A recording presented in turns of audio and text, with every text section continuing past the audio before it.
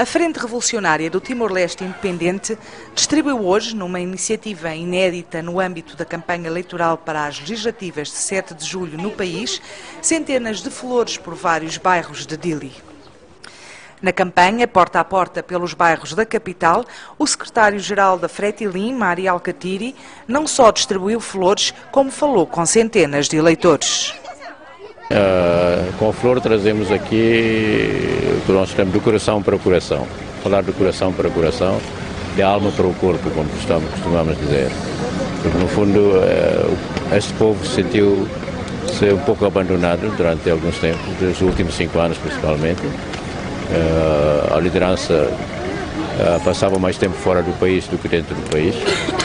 E é tempo agora para mudar através dessa atitude, mudar mentalidades.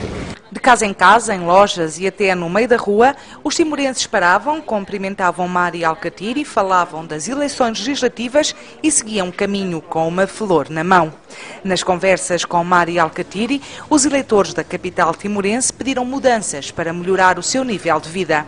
A campanha eleitoral para as legislativas de 7 de julho, em Timor-Leste, começou no passado dia 5 e termina a 4 de julho.